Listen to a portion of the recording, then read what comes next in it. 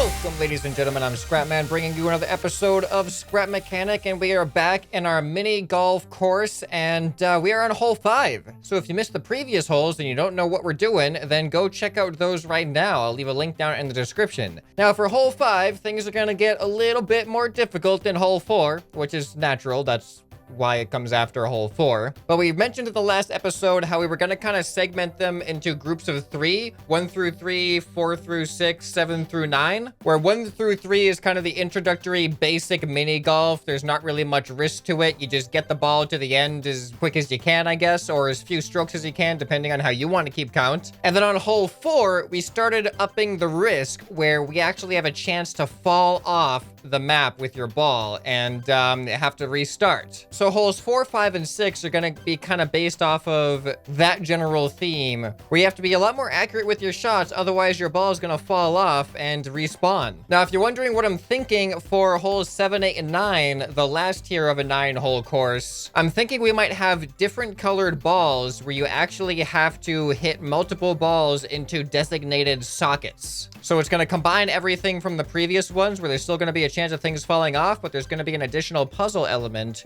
where you actually have to get the right ball into the right hole. So that's what you have to look forward to in this series. If you have any other suggestions on what to do for the harder, more difficult holes, definitely leave those comments down below. All right, so now we started off hole 4 with a beam that was about this wide, I think. It may have been slightly thinner than that. It just made it so that if you weren't really straight with your aim, your ball would gradually drift off to the side and eventually fall off if you didn't do that great of a job. Now, I'm thinking about having it start similarly, but we're gonna go into much more difficult mode here, and you gotta have it much more perfect. So I'm thinking about that. So you gotta hit it down this. Now, I don't know how long to make this one, though. I feel like it shouldn't be quite as long, otherwise it's going to get really, really difficult. So now what I'm going to do here is, last time I had it go into a ball socket and spawn another ball, which essentially gave you a checkpoint. This time, we're not going to have a checkpoint at all. I'm just going to have the ball itself kind of fall into a relatively large hole here. If you can get down this balance beam, I don't think you should have to worry about it fitting into a hole. This is your reward, is a nice, easy hole for it to fall into. So then after it hits this backboard, it's going to fall down and land on a kind of like an open platform here. And that's going to give us freedom to kind of hit the ball in any direction that we want to go. But we're going to have to hit it onto a mechanical thing that's going to make things a little bit more risky and a little bit more difficult. But it's going to kind of stick with the whole balance beam theme. All right, welcome back. I haven't actually gotten to the next section yet because I spent a lot more time kind of making this section cheat-proof. Now, in the last episode, a lot of you commented that you could probably cheat by just skipping most of the course and going directly to the hole. But after I finished the recording, I did notice that too. So I just put a big glass wall on the corner to prevent people from hitting over there. So presumably, you can't really get down onto this platform without going across this balance beam and down into this hole. And now that I'm seeing this, I think there's a chance you could kind of skip over right through here without going through the hole, which would be a lot more difficult, to be honest. But to prevent people from kind of exploiting that, if that's even an exploit, I'm actually going to kind of create a little bit more of a barrier here. And I'm going to make it look a little bit more interesting, too, by adding a bit of a curve to it. Or not really a curve, but an angle, I guess. It's almost started to look like some kind of shrine. I like it. It has like an Egyptian feel to me. I guess it's because it's kind of pyramid shaped. And then this kind of represents like the, whatever the headdress is of the pharaohs. It has those horizontal lines going across it. Maybe I'll paint this yellow, like some type of goldish pyramid color. All right, what do you think about that? I think that actually looks pretty cool. It kind of makes it seem like there's so much more to this than just don't go through these things. Go through the hole. All right, so here's the interesting thing about once you go through the hole, your ball is going to be down here. Now, I was thinking about removing this so you'll have a straight shot, but then I decided to keep it here as an obstacle. So you can see straight where you need to go, and that's just kind of the teaser, but you have to hit your ball around it, bounce off the wall, and get yourself situated here. And now this is going to be where it's going to get difficult, because there's going to be a mechanism here that you're going to have to time and get your ball to go down without going across. And the straighter you're going to be with this line here, the easier it's going to be. All right, I built the next obstacle. So after you come through the hole, you got to go around here. And then this is the tough part because by hitting yourself out of here, you got to kind of hope to line yourself up straight with this, with whatever you're doing. Because if you're not straight, that's going to make this thing very difficult to hit. Because if you're hitting from an angle here, it's just not going to work. So you got to kind of have to line yourself up here and time it right. And also have your aim right so that I hope I gave you enough time. So as soon as this thing stops, you hit it and whew, that's going to cut it close. That is going to cut it close. You know what? Why don't we go ahead and do a preliminary test just to see if this is too difficult right now? Because it's only hole 5. We have to get up to hole 9, remember? All right, here we go. Now remember, this isn't painted or anything. We're just testing it. So first off, I actually forgot we have a challenge at the beginning before I could even get to the part I really want to test. So if we hit this straight enough, it should go down. Oh, this is a tough hole. This is going to be a tough hole, I think. All right, let's try to line up perfectly straight here. I got it this time. I don't got it this time. Wow, this is going to be tough. I'm glad because I feel like the other holes so far, like the hole 4 was like, there's an element of risk to it, but it really wasn't that difficult. This one may actually be kind of difficult. All right, so you come through here and now the next challenge. You gotta hit the ball, try to get it lined up straight. That did not line up very straight. Oh boy, what happens if I do this? Oh. And I need to give the character a way to get back up, don't I? Yeah, because right now there's no way for the character to actually get back up. So I actually have to press F5 to restart, which is probably going to be the better option anyway, because then you restart the timer at least, and you can just start back with the first hit. Whoop, whoop, whoop. Okay, so now you want to hit it not as hard. So I noticed that you can control the strength of your hit, not by like how hard you're swinging the hammer, but where you hit the ball. So if you hit it lower, you can see it's a much weaker hit. So, that didn't work out as well as I had hoped. Oh boy. Oh, there we go. I might be cheating a little bit here by using my character to kind of guide the ball, but I just want to see if we can... It's really difficult to line this up. I'll definitely give it that. This is a really difficult thing to have the ball set.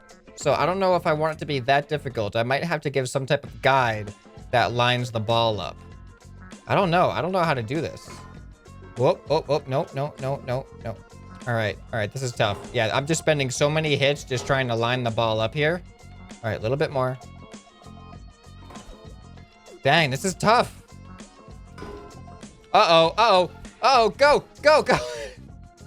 Not quite.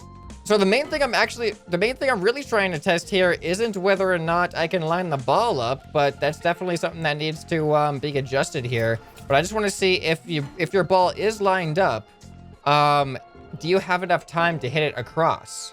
So let's see what we can do about this. Ooh, this is looking kind of good. No. Stop. Yes, I think we're lined up enough. All right, here we go. And hit. Plenty of time. If you're lined up, you have plenty of time.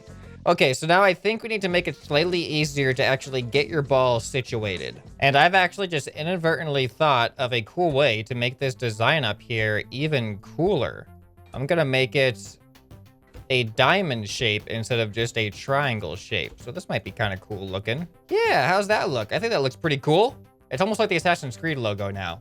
I think that's acceptable. But one of the reasons I wanted to do that actually was to leave room for the character, because I think I'm going to put a seat that the character can hopefully hop in and then jump over here and get their way back to the top. All right, so I think I thought of a way to make it so that you can line your ball up here. So I think I'm going to actually make the funnel lead your ball into here, so that way if you kind of hit off of the side, your ball can kind of go and then settle in this general area. So you may not be perfectly lined up, but I think it'll be enough to at least hit your ball to the other side.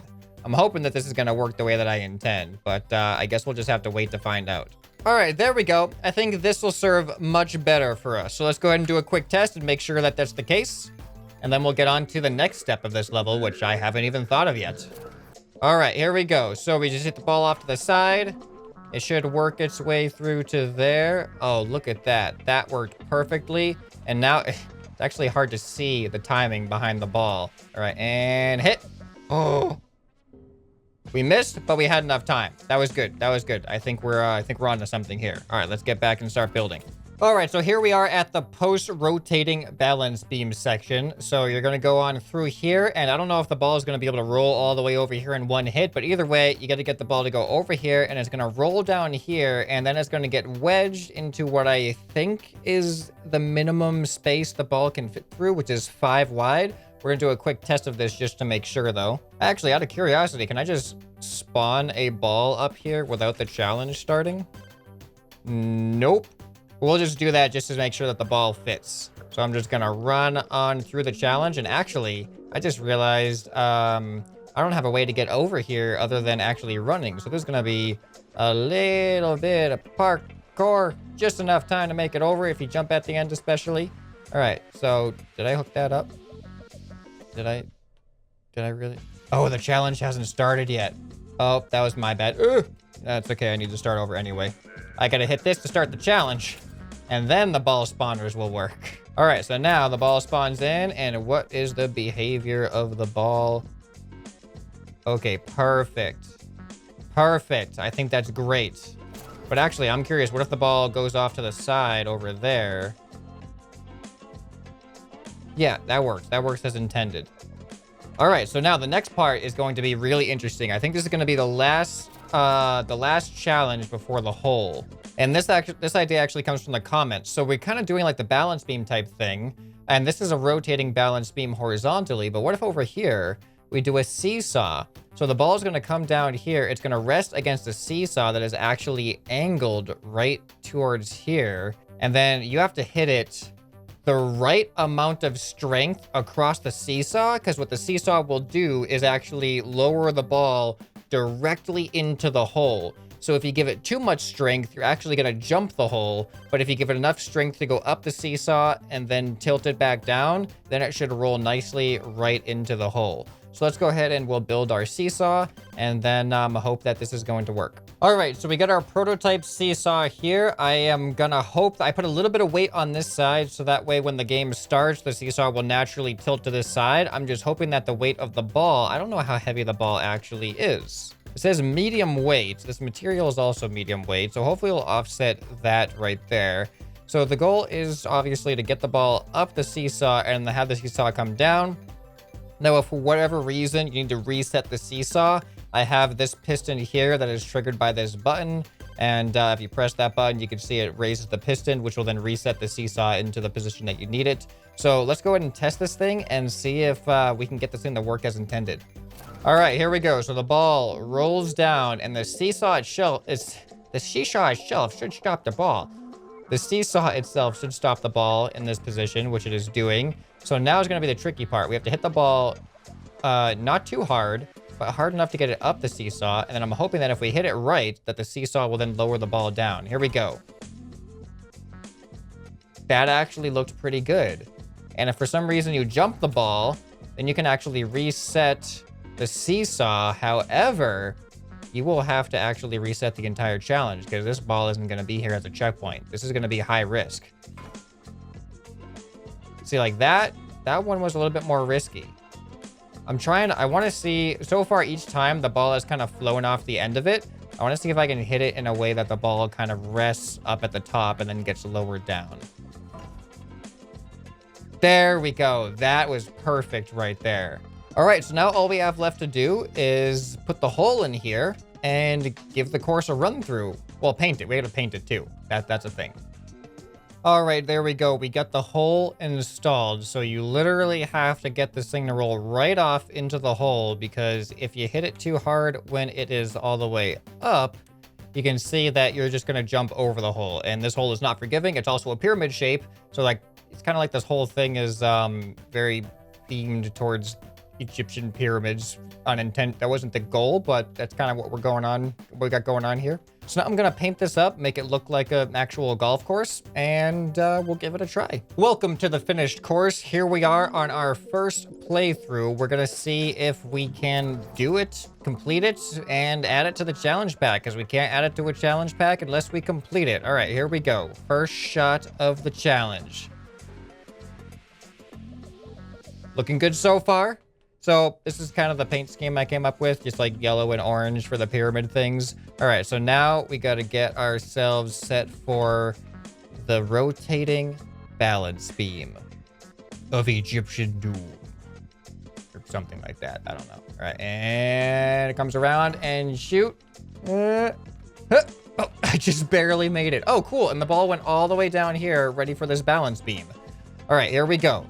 Now, this is actually the tough part. This is actually the tough part. So I'm going to try to do it successfully here.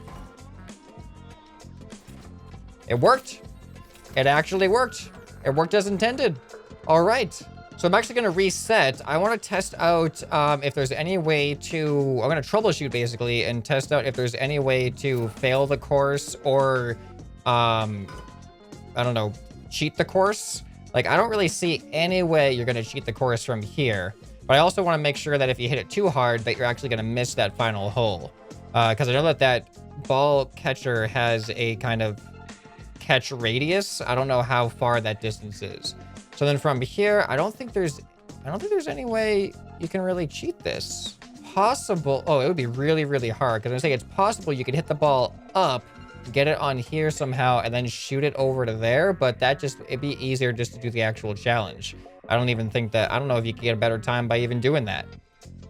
All right, here we go. Oh, actually, I might have to move that because I'm pretty sure anybody could just come around. Well, actually, this isn't even as easy as I thought it was going to be to press that button. But I'm pretty sure people could press that button. So I definitely want to move that button so that not just anybody can press it. Uh-oh, I messed up. So I'm putting the button on the bottom of the pillar that goes underneath that. So it should pretty much remain on. And if you want to press it, you're going to have to fall and die anyway. So a lot of you were saying that this isn't really mini golf since the ball is pretty much the size of your character, which is a good point. It's a good point. But I think mini golf is more about the courses than it is about the size of the courses than about the size of the character, because the holes themselves, just in time, the holes themselves aren't like huge, like driving range style holes. They're just like little tiny things here and there. So I think mini golf still applies. All right, so now I'm gonna hit it on the top and see what happens. Perfect.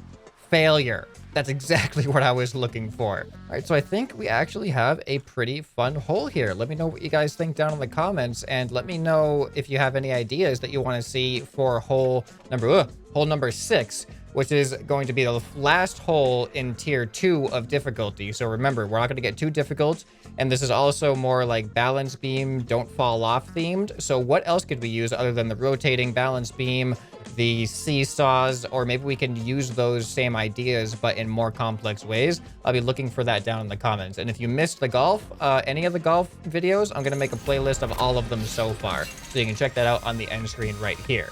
Anyway, this has been ScrapMan, and I'll see you next time. Bye.